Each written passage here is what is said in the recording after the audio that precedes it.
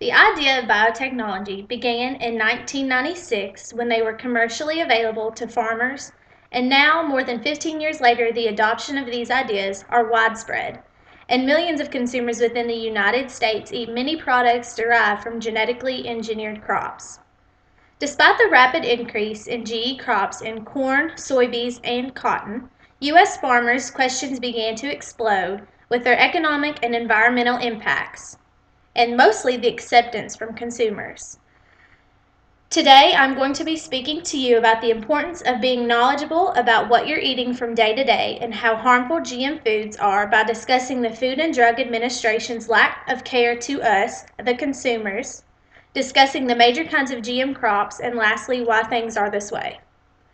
Firstly, I bet you are wondering how such unsafe food could get past our Food and Drug Administration. Well, I'm sure that it wouldn't have if the decision were in the hands of the scientists. Memos made public from a lawsuit revealed that the agreement among FDA scientists in the early 1990s was that GMOs were inherently unsafe and could lead to toxins, allergens, new diseases, and nutritional problems. They urged their superiors to require long-term safety studies before any GM foods were allowed on the market. But the political appointee in charge of the FDA policy was the former attorney of the biotech giant Monsanto and later the company's vice president. The scientists' warnings were ignored, and today the FDA does not require a single safety among GM foods. The FDA is also the agency that decides whether or not GM foods need to be labeled. However, the White House told the FDA to promote the biotech industry, so they ignored labels as well. Inevitably, this means our government ignores the desire of 9 out of 10 Americans who want the labels to support the financial interests of 5 biotech seed companies. So pretty much we're on our own. There are 4 major GM crops: soy, corn, cotton, and canola. The majority of acreage for each of these crops is genetically engineered. Herbicide-tolerant varieties of each have their own DNA inserted with bacterial genes that allow crops to survive deadly doses of herbicides. This gives farmers more flexibility in controlling weeds and gives the GM seed company lots more profit. When farmers buy GM seeds, they sign a contract to buy only the seed producer's brand of herbicide. Herbicide-tolerant crops comprise about 80% of GM plants. On another note, Monsanto, the major seed company I mentioned before, manipulates all farmers into thinking that the profit made off of their Roundup's resistant seeds is going to research. However, Monsanto profits around $2.6 million a day to this so-called research, and as long as I've been keeping up with the GMO field, I have seen a handful of studies on the outcome of genetically engineering. Along with stealing your money for the wrong reasons, Monsanto sues farmers who do not buy their seeds. Is this right?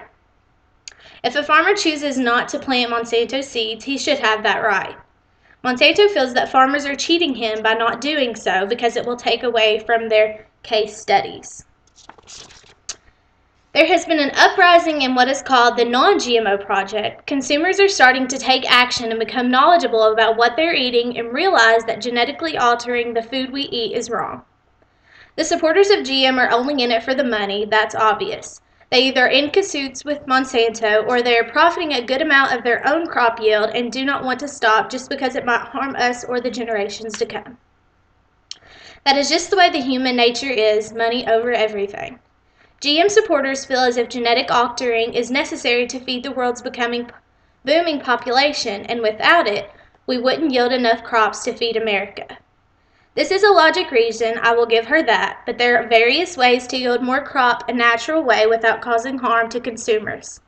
If you have decided to become more cautious about GM foods and want to stray away from consuming them, here are several tips you can follow in order to do so. Tip 1 is to buy organic. Organic standards do not allow the use of GM inputs.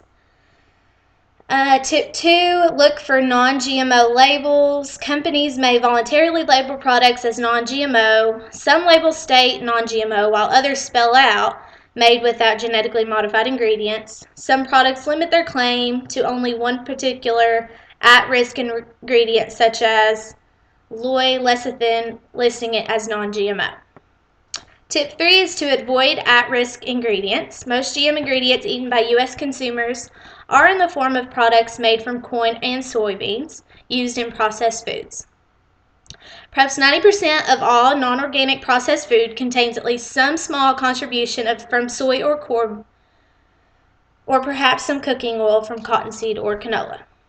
Tip 4 is to purchase beef that is 100% grass-fed. Most cattle in the U.S. are grass-fed, but spend the last portion of their lives in feedlots that they may be given GM corn, the purpose of which is increase their fat and marbling.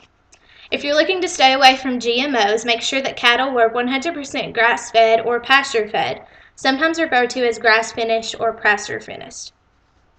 And the last tip is you can grow your own food. That way you know exactly what was grown and what went into growing it. In addition to you and your family personal health risks, the human race is endangered as Monsanto pursues its stated goal of owning the world's food supply. So take these tips and avoid GMOs in every possible way.